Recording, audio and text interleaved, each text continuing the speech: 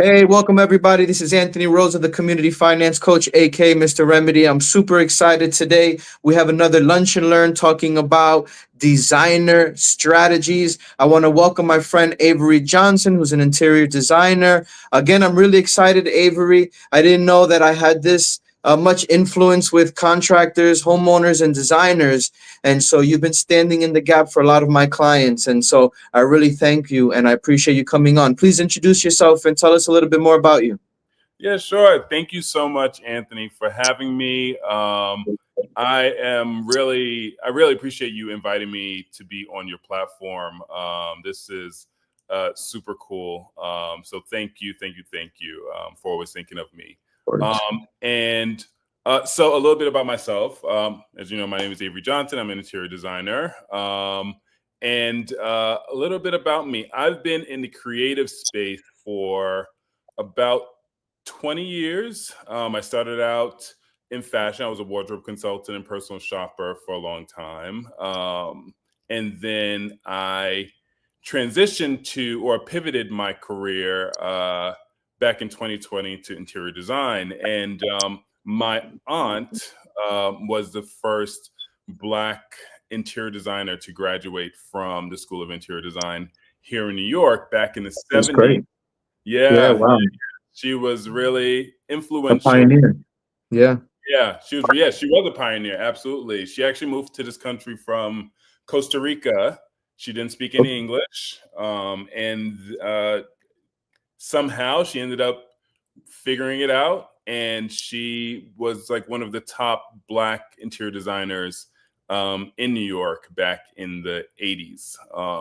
And so she helped me to transition from doing people's wardrobes into doing their homes. And I am so grateful to her for that. I was able to transition a few of my clients from doing that to design, and it's been amazing. It's been an amazing journey, really.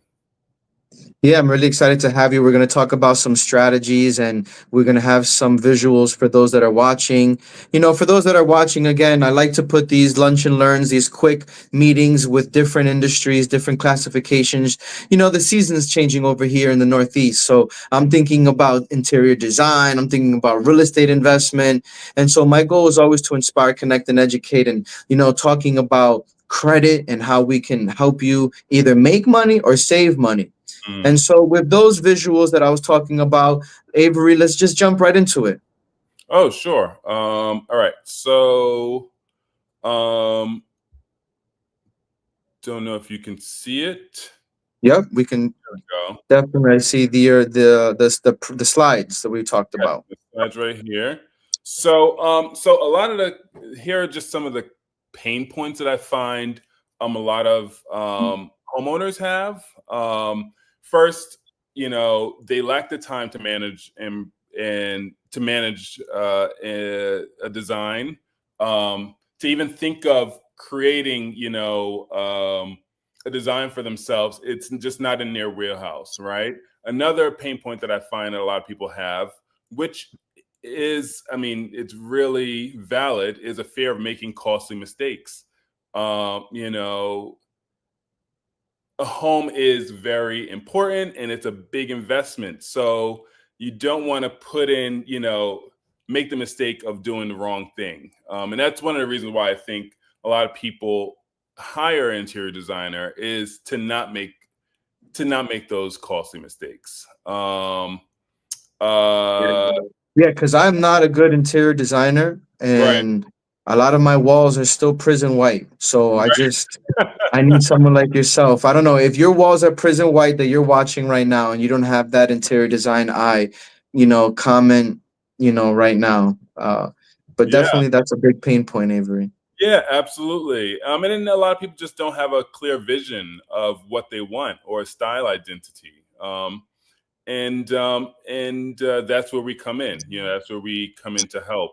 Um, and then what is full service design? We offer a full service design. Some people they offer just they just do they give you the idea, right? We do from soup to nuts. We start out with um, the consultation.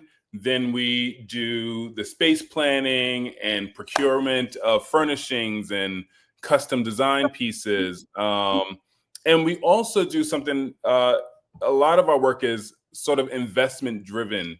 I like to say that's an investment driven design strategy. I like that. And I Yeah. say because it really truly is an investment, right? People think of budget. I don't like to use the word budget. It's really an investment. What is your planned investment for your space? Because whatever you put into your home, you're going to get it back out. Even Right. if you're purchasing furniture, like I would usually design, let's say, custom furniture. If you decide to sell that house and you're moving. That's money that you're moving. You're moving those items that you purchased. Those are investments, and you're moving them to your new So you put space. like a $20,000 kitchen with custom cabinets, that 100% appreciates the property. Absolutely. Although I don't know of a $20,000 kitchen. There's You know, gonna I'm be just no, I know, no, but it's so funny because I realize that a lot of people don't realize what things cost, and so we oftentimes in the beginning of when we first meet someone or we first start speaking to a client, we like to share with them this investment guide so they can see what things cost. So like a kitchen might cost, I would say like a minimum of 75,000 for a kitchen. And like furnishings for like a living room, let's say a minimum of $50,000. But these are all investments. And then a lot of the time when we're designing built-ins, let's say for instance, you can even write off if you have like a home office or something like that, you can write it off. So it's smart. Yeah. yeah. So you can absolutely write it off, or it can depreciate with the property as well. So there's a lot of things that one can do.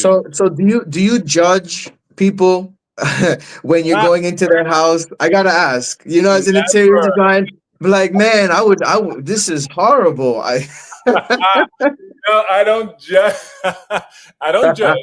I will say, I try to be as honest as possible because that's why you're paying me to Right. your home, right? Yeah, for sure. So I want to be as honest as possible. And funny enough, so I mean, I've had a lot of experience in this because when I used to do wardrobes, I used to go to people's homes and literally go through their closets and like say, no, no, yes, no. What were you thinking with this? Go, right? And I kind of took that I did take that into my interior design. I'm like, why did you buy that chair? Is there a reason why you have that, those drapery, set up like that? But I try to be as tactful as possible so I'm not hurting anybody's feelings. Of So no, I course, of course. I try my best not to judge though. If you Really feel like you have the nicest living room setup, take a picture or of your living room and put in the comment section. Love to give Avery a chance to kind of be a judge. That would be yeah, fun, right? As an interior designer, we'll do a little giveaway too. How about that? yeah. To sprucing it up. I So love it. tell us some of these case studies. Tell us more. So with this case study, this was a couple here in New York, and they have very different design styles, and uh, they couldn't figure it out. Like they would argue about everything, and I realized that when I went to their home and I did my first initial walkthrough with them, like they weren't agreeing on anything. And so their space, they wanted their home to feel like a home, but they also needed to host events at their home as well, for one of one of their work. They had to host like special dinner parties. So the first thing that I do is I start to do a space planning, and that just gives me Oh wow. yeah. So this is the space plan. This is their floor plan. And this is just me trying to figure out how do I want the space to flow. How do I want people to interact in this space? Right. Where do I want to put a nook? Where do I want to put the dining table? Where do I want to put this? So that's just me planning it first. After that, I start doing the procurement, and I like to say I go through my golden Rolodex of my trusted vendors and sources and mill workers and contractors to pull together the things that I would really like to see in this space. That's pretty And cool. You know, that green chair that, pops. I'm not yeah, absolutely. what would that is like a faux finish in painting, right? You have a wall that's kind of like odd. What would this chair be called? Would that be called something? This is like a side chair or an accent chair. An Um, accent chair. Okay, there you go. yep, it's an accent chair. And then so that for them, I knew that the space needed to be special. I needed to speak to them. One guy, he really he really enjoyed more like an Eastern design, and the other one was more mid-century modern. So I found this Japanese table from the early 1900s that I knew that they would love, and I knew it brought some history into the space. Then this lampshade I love, and I found this artist in the UK, and I knew that being that they needed to have dinner parties and just parties in general in this space, we needed to have something that people would be like, oh, like a conversation starter. If nobody knew, if people were in the room, they didn't know each other, and you just wanted to start a conversation, this was it, right? Because you have a floating lampshade there. Like, how is it floating, right? You went into a whole bunch of different angles here to find these different pieces. Like that's very Yeah. creative. Yeah, absolutely. So that's a part of what we do as designers. We have to think outside of the box. And when we're sourcing, we just look everywhere, and we use that's why I said Rolodex, because it's even just a mental Rolodex. I'm like, oh, this would be cool for this project. Let me look this up, let me find this, and it doesn't matter where it's from, it could be across the world. It could work perfectly for this project. I wonder Um, if anybody's ever seen those hanging lamps like that. That what is that called? So this one is called the Ghost Lamp, and it's a specific artist in the UK that makes it, and he signs it and all that type of stuff. Yeah, Pretty cool. super cool. Super cool. So So do you then, get discounts from your vendors when you're buying things from them? so we get trade pricing, and we share our trade pricing with our clients. Um, yes, yeah, we do, and I like to share with clients that there's more to design than what you see at CB2 or Pottery Barn or wherever. Like, I like to open my clients up to this whole new world of design. So oftentimes I take my clients to the design center here in New York City, because it's a place where you can just be inspired. You can see things that you've never seen before. You're like, whoa, I never knew that something like that could be possible for my space. It's one of Right. my favorite things. One of my favorite things to show people around. Um, So continue. Yeah. So we got some real drawings and like, is this the location with the stuff that you just showed us in the house? Yes, yes, yes. So this is so one of the tools that I have is I like to create realistic drawings or 3D realistic drawings for my Okay. clients. And that's a part of my presentation. It's a good tool for me, but it's really a Right. good for them to see what it is I'm thinking for the space. How Before they actually invest in it and do it. Yeah, exactly. So they can exactly see, and then they can also have their feedback. They can say, "Hey, I love it. Let's do it all," or they can say, "I love it, but let's maybe change the color, or let's change this light, or let's change this." So it opens up the conversation, because it's not just about my vision, right? It's not. This is a partnership between me and the homeowner. How do Um, you handle like a lot of changes in the arrangements and the uncertainty? Does that frustrate you? I mean, you would have to be very patient, I suppose. So yeah, the part of this job is the patience. Yes, you do definitely need patience. Some clients are very easy, and they're like, "This is fantastic. That's great. Let's do it." And then some clients, they want to be more involved. and being involved is just fine. It just sometimes takes a little bit more energy or a little bit more hand holding, but it's kind of it's part of the job in a way. That's good. I mean, that's the added value, right? I think that if I'm gonna invest in anything, especially like this, I want to see what it looks like before. And Absolutely. is this what the house looks like? Can they take a picture of their space and then it'll kind of look more or less? So I actually created this. So I mean, this is created to scale for their space. So I take all the measurements from their space and I put it in Mhm. here. And I mean, this is exactly. I'll show you the before and afters in a minute. But this Oh is wow, that's cool. We're gonna see yeah. some before and afters. That's great. I'll show you the before and afters. But before that, a large part of the project is actually the project management. The Okay. design part is the easy part for me, right? That's the Oh natural yeah. part.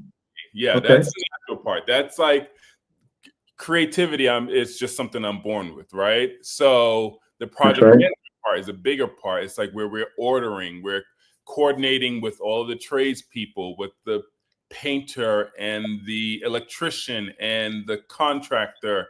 Then we're doing, managing the timelines, making sure that this person comes before this person, or this gets installed before that gets installed. It's very intricate and it's all about the details. And it's also a big part is resolving issues, because there's always going to be an issue, but it's all about how you figure it out, how you resolve it, how you know the end product. And then the installation, that's another big thing.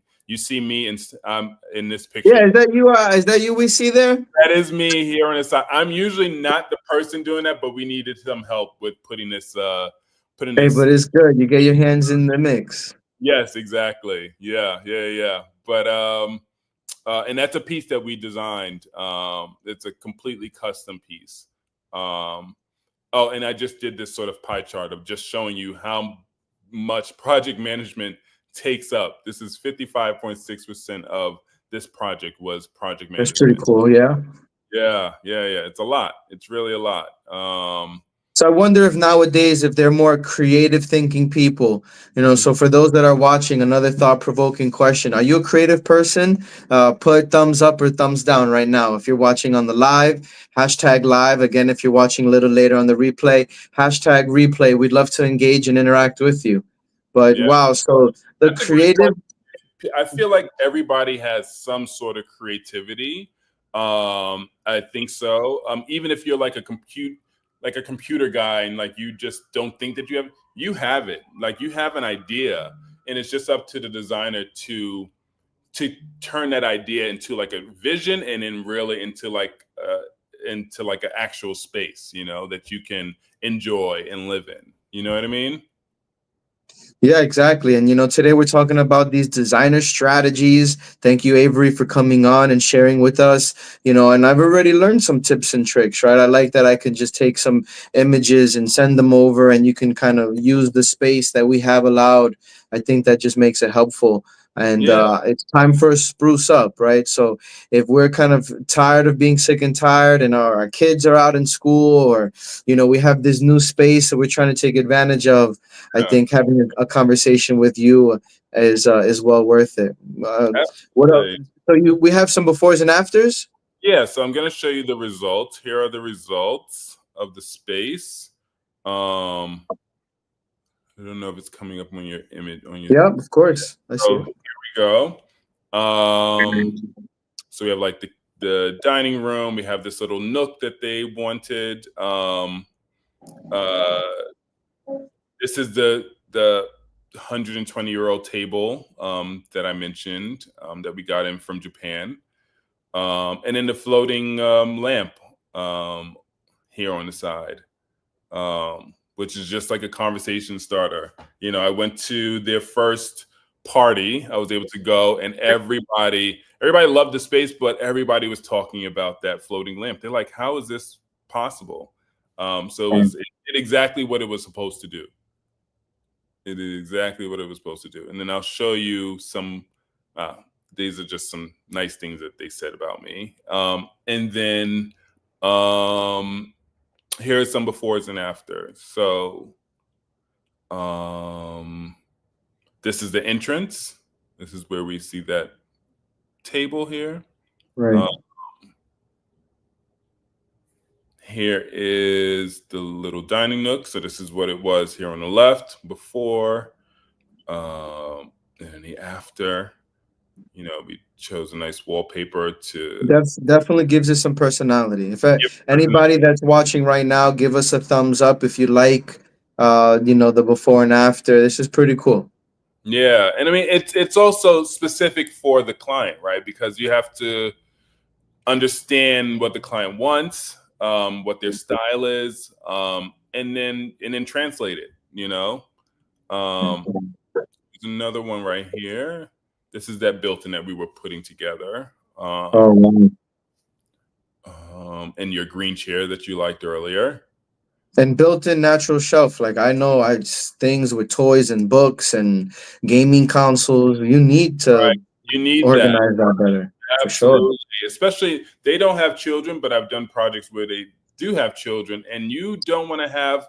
You want to find creative ways to hide all of the Ah, clutter. believe it. I have 5 kids, and You have there's toys everywhere. It's like my all house is not messy. I just have toys everywhere, and I like to play with them with their toys. I mean, we right, put it away, but still, I got toy section here, toy section there. right. It's like, Yeah, exactly. So I help them. I help you to create a space for those toys that's still chic.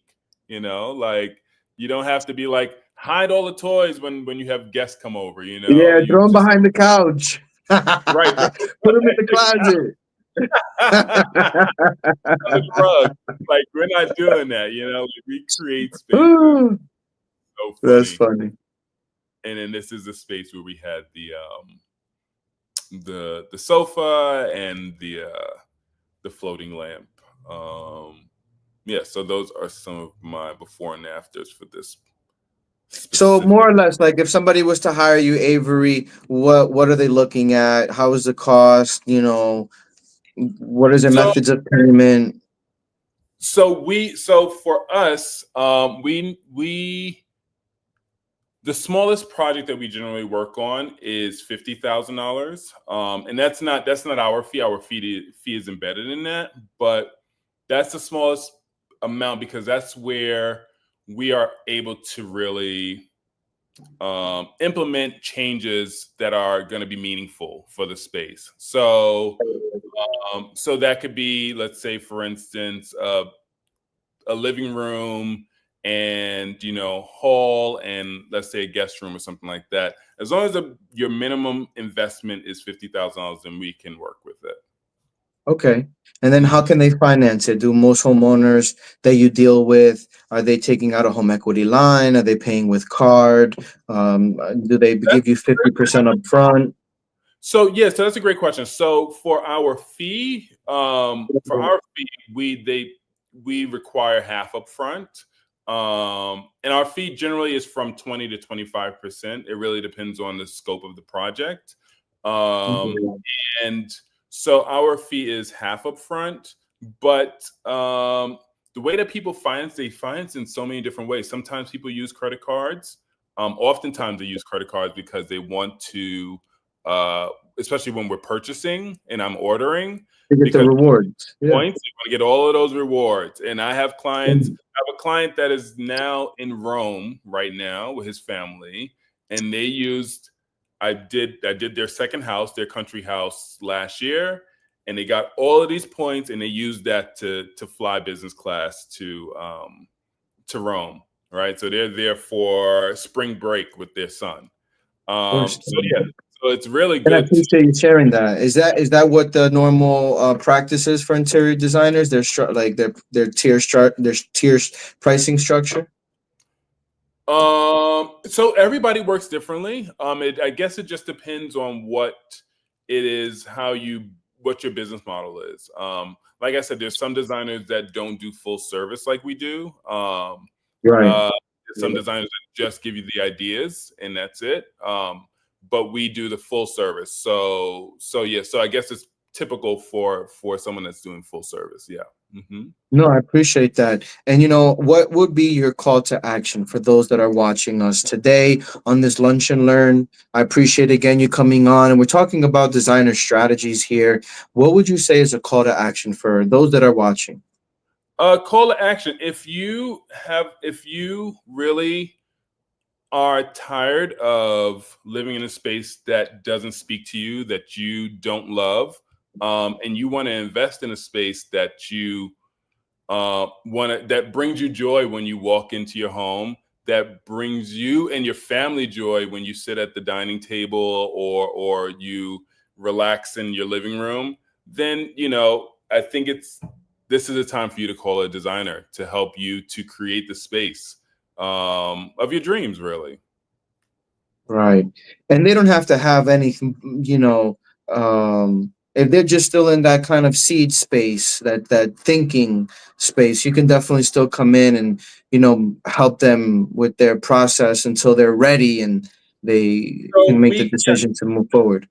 we can do that. We have something called a feasibility um,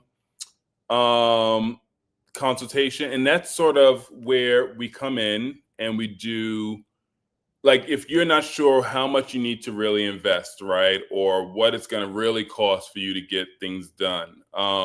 We come in, we start giving our recommendations, and then we put together a whole report of what things are going to cost. So, like, what if you're doing a renovation? What it's going to cost for your contractor to do to break down the walls and do this? What is it going to cost for us to build some built-ins? What it's going to cost for certain furniture, certain fixtures? So yeah, so we can get you started there, and then when you're ready, then now you have a full idea of what it is that you want to do. I'm sure And we all have that one room, you know, I'm sure we all have that one room that we all just want to redo. But again, it's been a yeah, pleasure. This Lunch and Learn, we're talking about a lot of important things that we work from home. Some of us, we constantly home, mm, or if we just sleep at home. We want to make our environment to our liking. With absolutely. that said, Avery, what are some of your final thoughts? A final thought is kind of just making sure everything got off your chest, right? So if you're listening home, or at work or driving, what would you say your final thoughts? It's 2025. We're going into a new season right now. So what were your final thoughts? Final thoughts. Final thoughts. Stop procrastinating. Get it done. Right. Let's. Now is the time. Start. If you have that vision, or if you, like I said, if you're tired of living the way that you're living, or you want to create a space, that do it now. Contact me. And also, I forgot to also mention that we also work with investors. If you're an investor, oftentimes investors need help with the vision, or they need help with finishes. Choosing the finishes, the furnishings, the lighting, things like that. So investors are wonderful people to work with as well. Well, definitely. You heard it here, folks. Stop procrastinating. And as always, we always like to close with a closing quote. This is by Albert Einstein. Says, creativity is seeing what others see and thinking what no one else has ever thought. I really hope that you enjoyed today's Lunch and Learn. Thank you, Avery, again for coming. Hang out Thank with me in the afterglow. Don't go anywhere. But for everybody else, we'll see you later next Monday on the Fresh Start Lunch and Learn. Bye, everybody. Bye, guys.